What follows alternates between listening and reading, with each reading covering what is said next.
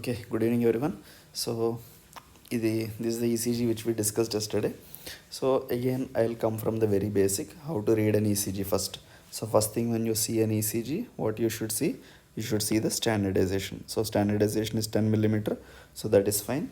So here actually you should see one more thing, the speed should be 25 millimeter per second. Okay, so that also you should see, it's 25 millimeter per second.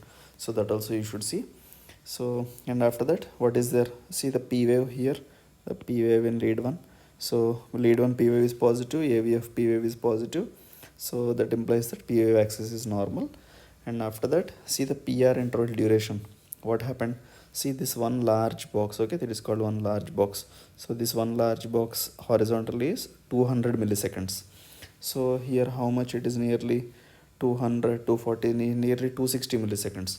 So PR is definitely prolonged. Okay, so here you can see the PR is definitely prolonged.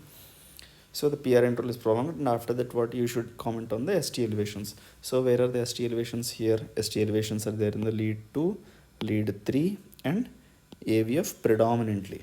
Okay, and also you can see that ST elevation in the lead 2 is more than the ST elevation in the lead 3. And yesterday someone commented that why not a pericarditis, because there are also ST elevations in the leads V3 to V5 definitely, and V6 also 1 millimeter ST elevation is there. So see, in pericarditis usually what happens is there will be ST elevations in all the leads except usually AVR. Okay, so the ST elevations, see here, one is not having any ST elevation, AVL is not having any ST elevation, V2 is not having any ST elevation. Okay, so this is not a pericarditis.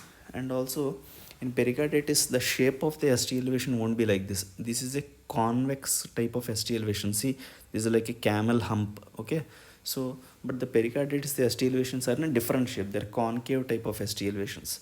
So that you should remember. So definitely here the ST elevations in the 2-3 AVF are very prominent. This is definitely an inferior wall MI, no doubt about it. And also someone yesterday commented that the ST elevation in the lead 3 is more than lead 2. Why this is important? Because inferior wall MI usually occurs because of the occlusion of right coronary artery commonly, sometimes left circumflex artery. So if the left circumflex artery is occluded, then the ST elevation in the lead 2 will be more than lead 3. Okay, but if the ST elevation in lead 3 is more than lead 2, it implies that it is a right coronary artery occlusion. And one more point indicating the right coronary artery occlusion was the ST depressions in the lead AVL. Okay, this is very important, and this also points towards the right coronary artery involvement. But why there are ST elevations in the leads V2 to V5 and V6? That is the question here. So this patient might have had some pre-existing LAD disease, and RCA might be giving collaterals to that LAD territory. So when this RCA, because of this acute occlusion of RCA, there might have decreased blood flow to the LAD territory, and that might have caused ST elevations in the V3 to V6. That is one reason.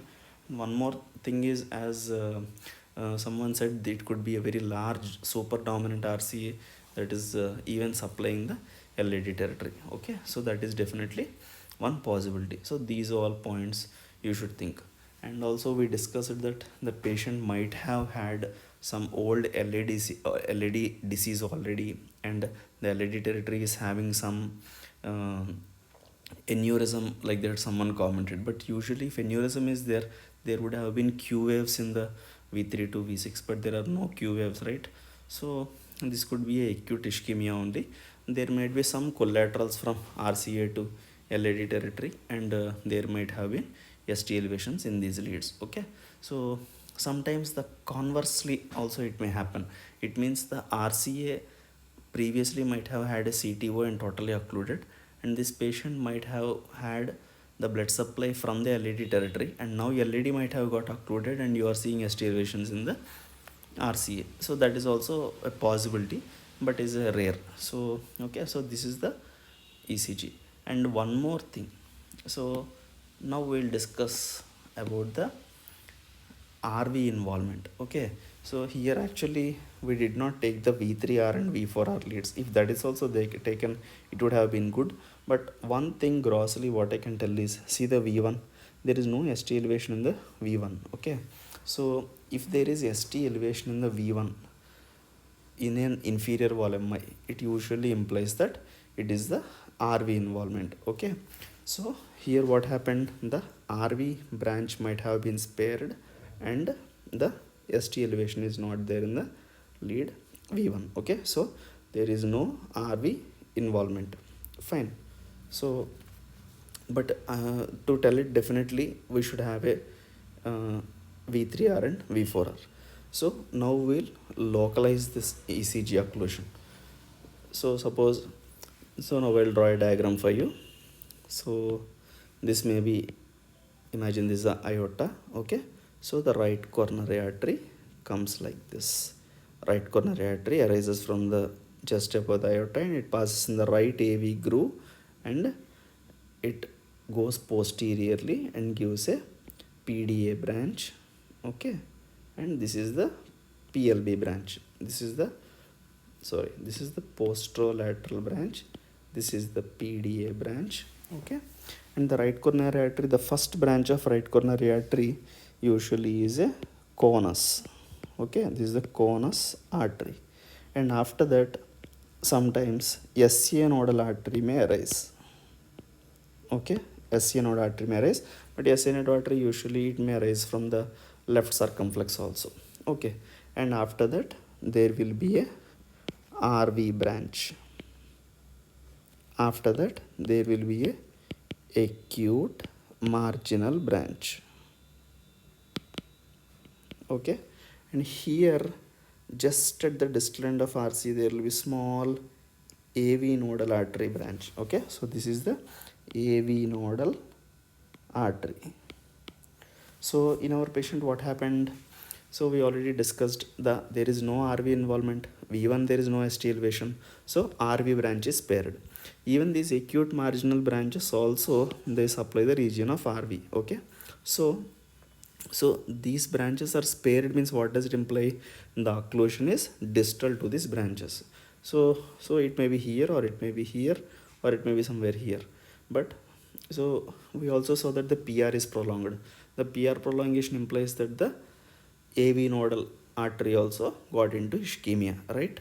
So the occlusion might have been somewhere here in the RCA. Okay, so the blood flow to the RV branch is spared, acute marginal branch is spared, and the AV nodal branch got ischemia, because of this what happened, the PR is prolonged.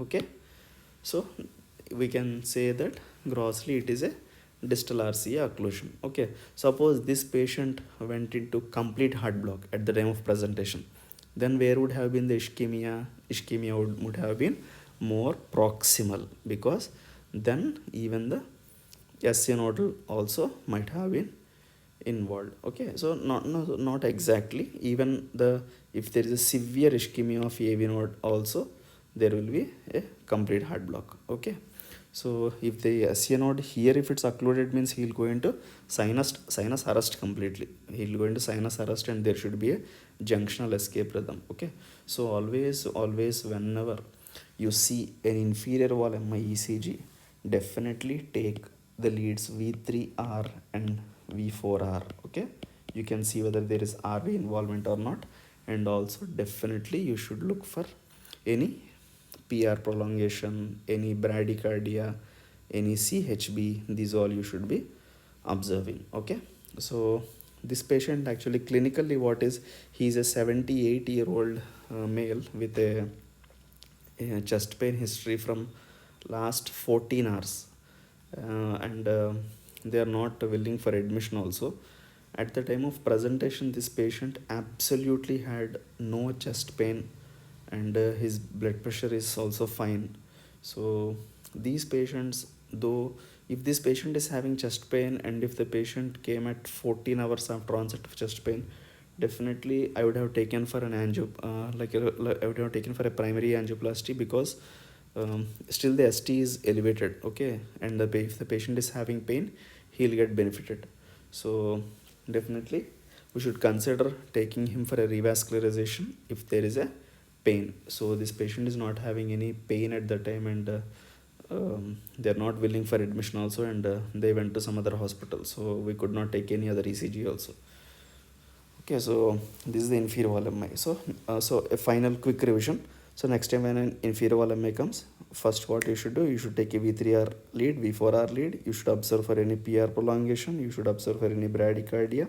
You should see, is it only inferior wall MI, or it's a inferior posterior MI, or inferior posterior or lateral MI. Inferior posterior MI means you will find ST depressions in the V1 to V3 also. Okay, so you should not waste any time.